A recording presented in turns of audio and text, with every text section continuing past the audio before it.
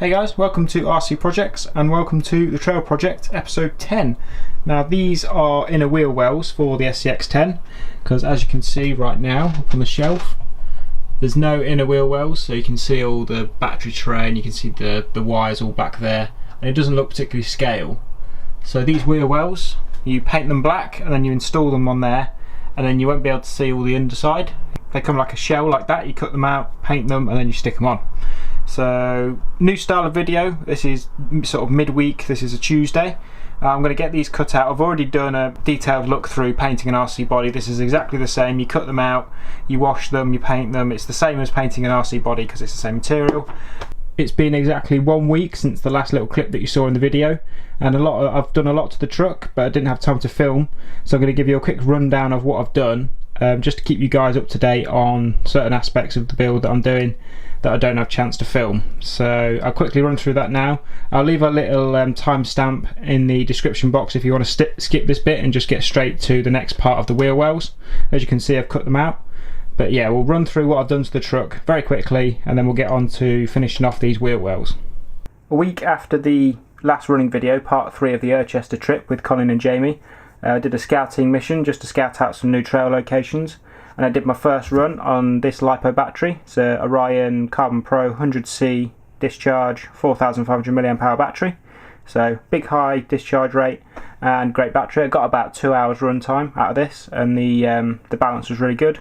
So really decent batteries. I'm going to keep using these, and they're shorty packs as well and fairly light, so really like these batteries. Due to me running a higher, sort of a little bit higher voltage and a higher discharge rate on the battery, I decided to mount the ESC to the outside. Now originally the FXR was inside the receiver box just because it's small enough to fit in there, gets it out of the way, but that obviously limits airflow, so I did drill a few holes during the build series in the bottom of the receiver box to allow a bit of ventilation there, but I wanted it outside just to doubly make sure it wasn't overheating. So with the new battery I decided to mount the ESC on the outside with the battery mounted up front. The following weekend I stripped the servo horn.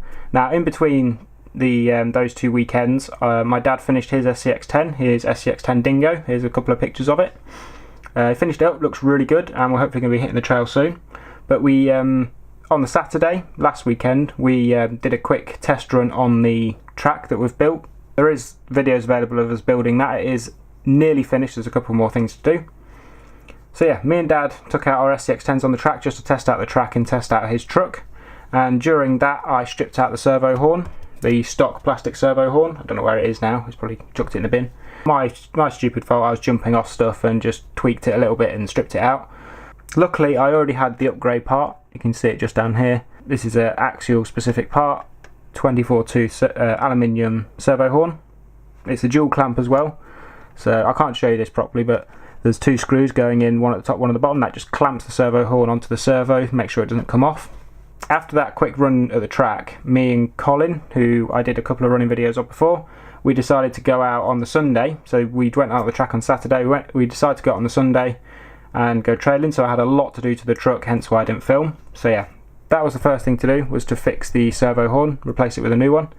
That meant removing this brace across here. Now I do actually have that. So this brace here, as you can see, I already had the Dremel out a piece because the stock servo horn and servo position didn't allow for it to fit properly, so I had to Dremel a bit out of this brace just in order for it to fit, but this brace fitted down there. So I had to remove that simply because this horn is so much bigger and there was no way, I'd have to take even more material out of this brace and it would just be so weak and flimsy it's not worth it. So I took that out, but this means that this is a mount for the battery tray. It's got the post there, which means that the only place that the battery will be mounting is these 2 points here, which also incorporates the receiver box. So that would be the only 2 mounts for the battery tray, and usually the battery would sit along there. So I had to move the battery to the back. This is now the new position for the battery for the moment, and I have to say performance is pretty good. It's got about a 50-50 weight distribution on the truck. It's not mounted on these, it's just mounted straight down to the chassis with a couple of screws. So it's lower down than it would be anyway, and yeah, I was happy with the performance, so I'm going to keep it like this for a while. The last thing I had to fix was these drive shafts. Now there was nothing actually broken on them, but because I didn't put any grease or any kind of lubrication in these universal joints, the truck would squeak a lot when it was running, That's simply because these had rusted out a little bit and gone dry and they were just squeaking a lot. So a bit of WD-40 or GT85 spray in there, cleaned it all up and then put a bit more in there, and that seemed to have solved the problem. So if it comes back, I'll do a quick sort of fix video just to show you, but you can see a bit more rock rash on the links here, a few more scrapes and bumps around, but yeah, overall truck was really good. So that gets us up to date with upgrades or changes on the SCX10 chassis. So now we're going to move on to the wheel wells. Now last night, being Monday night, I actually finished cutting these out. I'd roughly cut them out during last week, but I didn't really feel like it was worth filming because I've done a proper sort of full detailed look through painting an RC body, and this is exactly the same. It's using the same material, it's just score and cut with scissors. I did have to use a Dremel to get into all the little places because these are really awkward to cut, but as you can see they fit around the shock towers and mount using the screws for the shock. They just go through there, so I've drilled all the holes and sort of cut all the backing part out, cut them all nice and neat, all smooth and ready to go. And as with the chassis, these are the side plates, and they mount using the bumper hardware, which is nice. You don't have to do anything with the skid plate, it just mounts with these side mounts for the bumper, just goes through those holes. So yeah, they're all cut out, all the backing's cut out, and they're all ready to go in that sort of sense. Now the next step is to cut off all of this excess. So I've mounted all these are all mounted up properly now to the chassis. So this is the sort of final position that they're going to be in. And I've also mounted up the body, but as you can see there's a load of excess on the outside and at the front. Now I have had to raise the body up. It's best to cut the side off first just to match the width of the body first, and then we can actually think about cutting these off if they're showing through, if the body's sitting a bit too high. But yeah, so the next task is to cut all of this excess off so it fits nice and neatly inside these wheel wells here, and so we can lower the body down and do the final trimming of these front pieces here. With the wheels removed, you can clearly see where we need to mark. We need to mark all down that line there, and then we need to cut off some of this excess here because that's actually impeding into the wheel arch, into the wheel area. So we need to cut this back. This is the side flap, this is a side guard, so we need to cut that back. And then this wheel arch here that's coming down, that actually just double-sided tapes to this part here, this side guard. So we need to also cut down this line as well. You can see the edge of the body just there, so we'll probably cut that inside this rib here. So you want to leave a little bit of a gap between this and the body, otherwise you're going to get it rattling all over the place. So just mark sort of a couple of mil inside there behind the body line, just so it doesn't rattle and cause any scraping or rattling noise. So you're going to mark all the way down there. And now the front gets interesting because you've got this lip on the wheel arch. Flip this round. So you've got this lipped wheel arch here, and you think to cut it to the outer edge there, but you don't actually want to do that. You want to mark it to the inner edge of that. So you've got that wheel arch part there, you want to mark it to the inner edge there, so it fits right up inside the bonnet area. And then we'll worry about cutting the front, cutting the height part off, cutting the front part off later. But we just want to get the body past these wheel arch liners, and then we can think about cutting those off. That's the line, or that's the cut line, all marked out, ready to go, both sides. So I'm not going to video me cutting it out, it's fairly self-explanatory. But yeah, that's the line of the body. You need to cut inside of that, and that means the body should fit over this wheel arch. With the excess cut off and the body lowered back down to its normal level, you can see that the cut line was pretty good. You can see in there, it tucks up nicely underneath there. This bit sticks out a little bit, but that's double-sided taped onto there, so I can push that forward and stick that onto the side plate there. So you can't see the side plate underneath there, that will raise up a little bit, but once that's all stuck up and ready to go, that'll all disappear. So at the back, you can see that hangs down just a bit below the body line, so I can snip that off there and just round it off down to here.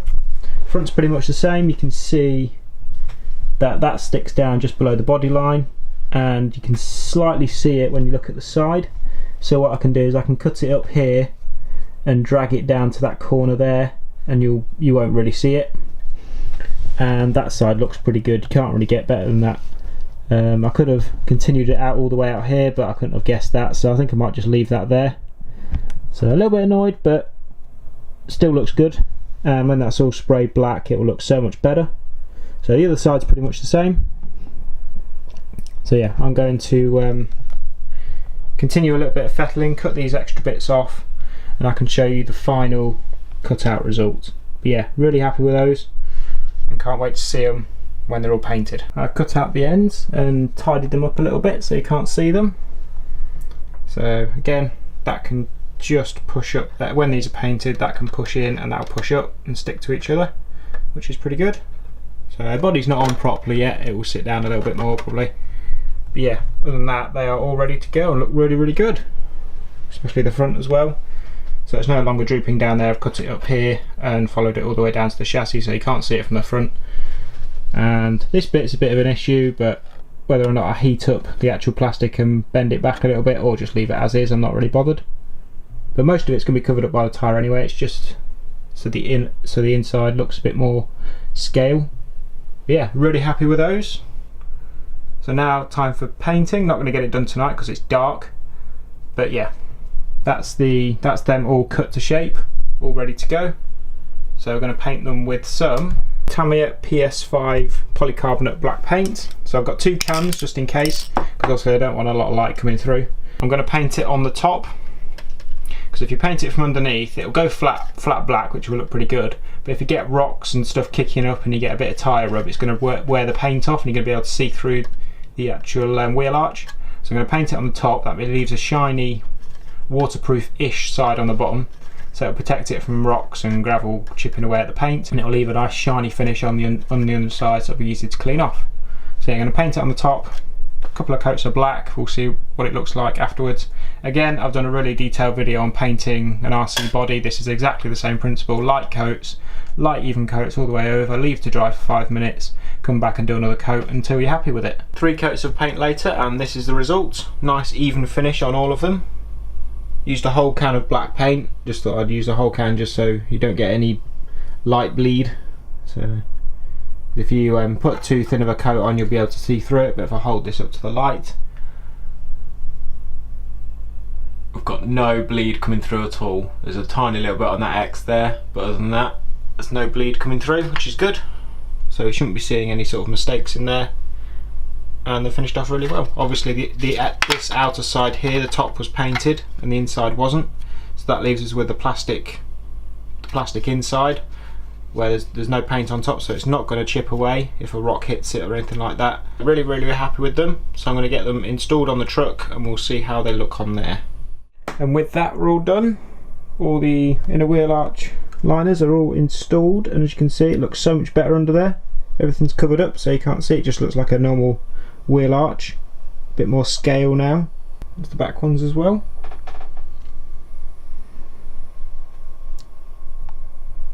So you can see it just blocks out all the actual internal stuff here and just looks like a lot more like a wheel arch, which is much better, and it's going to stop all the dust and mud and debris from going up inside the chassis and making all the transmission and all that sort of stuff dirty. Fitment around here is really, really nice, and they are actually quite sturdy, the sturdier than I thought they'd be. There's still a little bit of wobbliness there, bit there, bit there.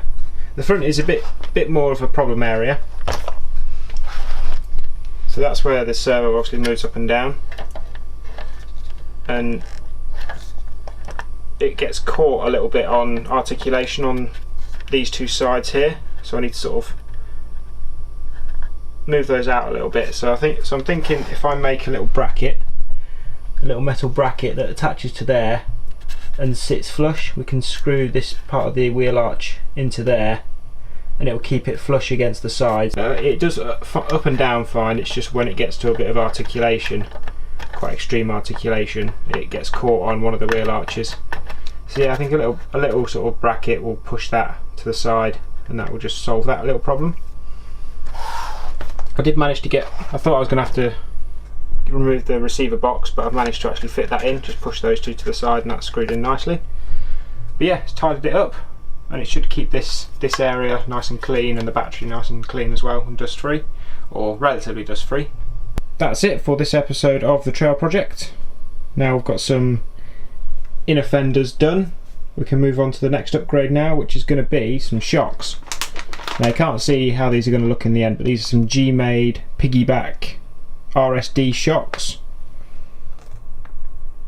There we go, 100mm shocks, so they're slightly bigger than the ones that are in there now. I think these ones here are I think 95mm, between 90 and 95mm shocks, so they're going to give us a bit more ground clearance, which is good. But yeah, new shocks are on the way, that's going to be the next episode. Thank you very much for watching. If you want to check out the Facebook and Twitter pages, links are down below in the description box, and I shall see you next time on RC Projects, when we're going to build in some new shocks. Very exciting. Thanks for watching, see you later, bye.